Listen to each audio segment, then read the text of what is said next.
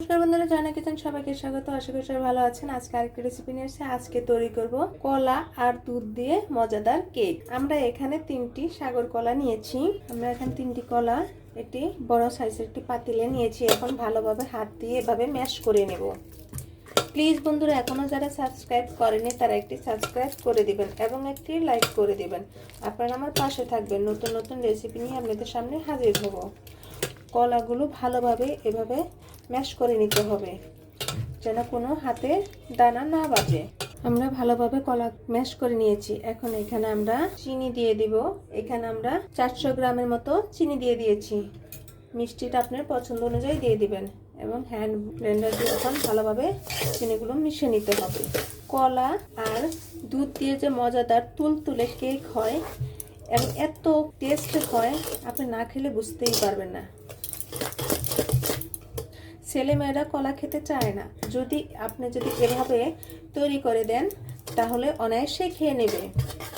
আর আমরা এখানে 3টি ডিম ভেঙে দিয়ে দিব।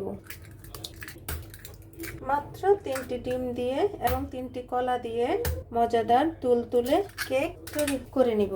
এখন ডিমগুলো ভালোভাবে ফেটিয়ে নিতে হবে। এখন এর মাঝে আমরা 500 গ্রাম এখানে দুধ দিয়ে দিব। আমি এখানে প্যাকেটের দুধ নিয়েছি। প্যাকেটের দুধটা একটু গরম করে নিয়েছি। এখন ভালোভাবে গুলিয়ে নিতে হবে যতক্ষণ পর্যন্ত চিনি দানা না থাকে, ততক্ষণ পর্যন্ত এইভাবে গুলিয়ে নিতে হবে।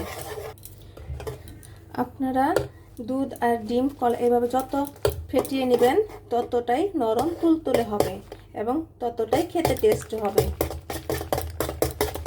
আমরা এখানে ভালোভাবে ফেটিয়ে নিয়েছি।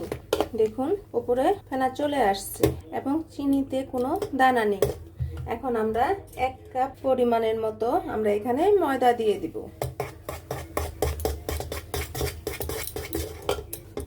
আমরা এখানে আরো আধা কাপ পরিমাণের মতো ময়দা দিয়ে দিব।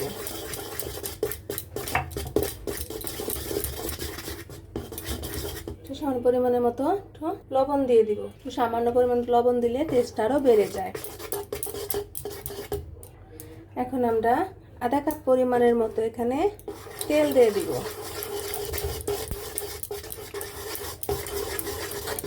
সাদা তেল। এখন ভালোভাবে মিশিয়ে নিতে হবে। এখন আমরা বেকিং পাউডার দিয়ে দিব 1 চা চামচ পরিমাণের মতো। এখানে ভ্যানিলা এসেন্স দিব না, কারণ আমরা এখানে কলা দিয়েছি। কলার যে ফ্লেভারটা ওই ফ্লেভারটাই আসবে এবং খেতে অনেক অনেক টেস্টি হয়। এখন বেকিং পাউডারটা ভালোভাবে মিশিয়ে নিতে হবে। আপনি যদি সামনে বড়দিন আসতেছে, যদি বড়দিনে এই রকম সুন্দর কলা আর দুধ দিয়ে মজাদার কেক তৈরি করে দিতে পারেন, ঝটফট তৈরি হয়ে যাবে। আমরা এখানে আমাদের ব্যাটারটা গোলা হয়ে গিয়েছে, ঠিক এরকম হতে হবে। এখন আমরা একটি পাত্র নিয়ে নিব। আমরা এরকম একটি স্টিলের বাটি নিয়েছি বড় সাইজের।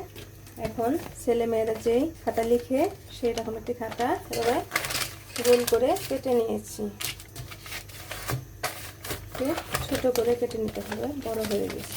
দেখুন বন্ধুরা, ঠিক আমরা পুরো মাপে কেটে নিয়েছি। এখন এর মাঝে সাদা তেল বিছিয়ে দিব। আমরা 1 চা চামচ পরিমাণের মতো এখানে সাদা তেল দিয়ে দিয়েছি। আপনারা অবশ্যই 1 চা চামচ পরিমাণের মতো সাদা তেল দিয়ে দিবেন। আর ওপরে ভালোভাবে তেলটা মেখে দিতে হবে যাতে যখন কেকটা ফুলে উঠবে যেন সহজে ফুলে যেতে পারে।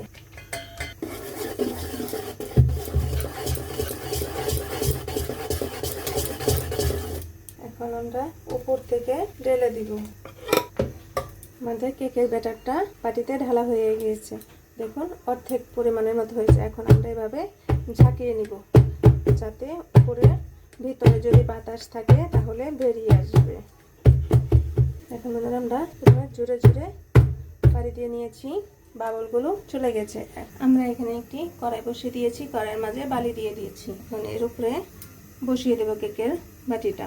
এখন আমরা পাতিলে ঢেকে দিয়েছি যাতে বাতাসটা না বের হয়ে যায়। দেখুন বন্ধুরা, আমাদের কেকটি কত সুন্দর ফুলে উঠেছে এবং আমরা টিকটিক দিয়ে দেখেছি ভিতরে কাঁচা রয়নি, এখান দিয়ে ফুটো করে দেখেছি।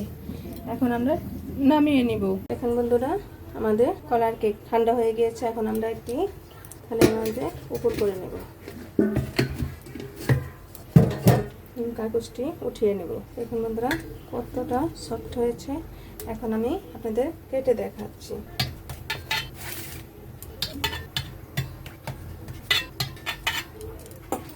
দেখুন কতটা কলার শেপ সফট হয়েছে। ভিডিওটা দেখার জন্য ধন্যবাদ। Thank you.